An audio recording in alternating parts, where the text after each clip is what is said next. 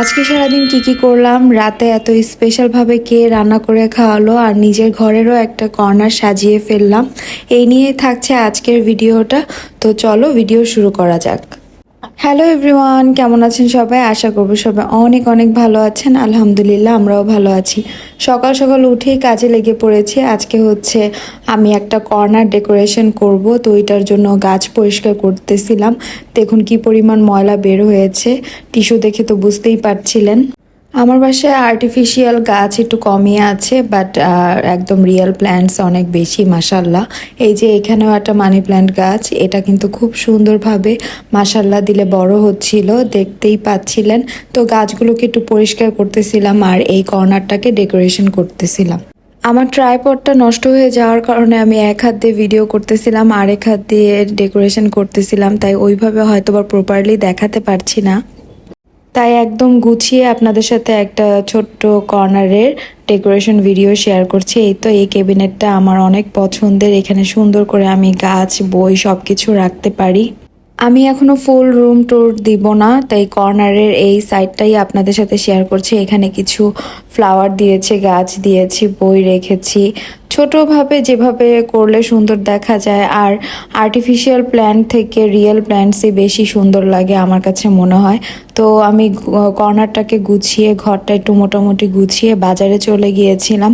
যতটুকু পেরেছি করে নিয়ে এসেছি। বাবা, জিনিসপত্রের এত দাম, তো দাম দেখে আমি অনেক জিনিস আসলে না কিনেও চলে এসেছি। এরকমও হয়েছে যেগুলো কি না কিনলেই না, সেগুলোই কিনে নিয়ে এসেছি।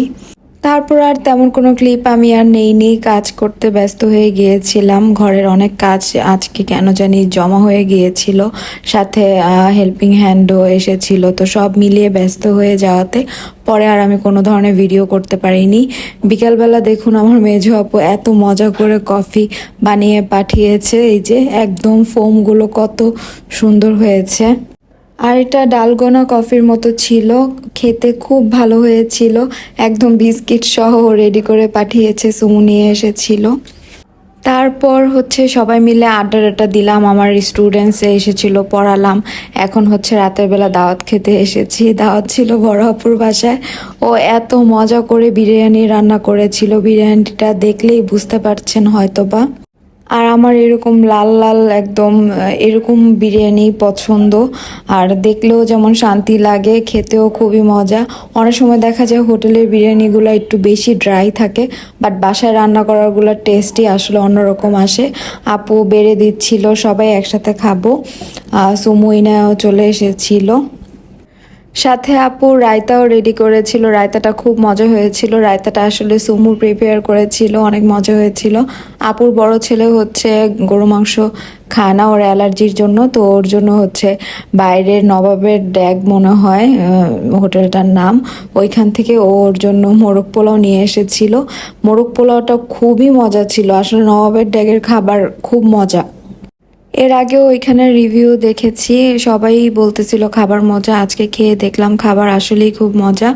আর এদিক দিয়ে আমি হচ্ছে মোজোটা সার্ভ করে নিচ্ছিলাম। তো আপনাদের কাছে আমার এই ছোট ছোট ব্লগগুলো কেমন লাগে আমাকে কিন্তু কমেন্ট করবেন। আপনাদের কমেন্টগুলো আমি সবসময় পড়ে থাকি, আমার কাছে খুব ভালো লাগে। বিরিয়ানিটা এইভাবে রায়তা দিয়ে খেতে কি যে ভালো লাগছিল, আলহামদুলিল্লাহ। ভিডিওতে ভয়েস ওভার দিতে যেয়ে মনে হচ্ছিল আবার খেয়ে আসি এরকম। আপনারা আমাকে এভাবেই সাপোর্ট করে যাবেন, আমাকে কমেন্ট করবেন। ভালো থাকবেন সবাই, আমাদের জন্য দোয়া করবেন। আল্লাহ হাফেজ, আসসালামু আলাইকুম।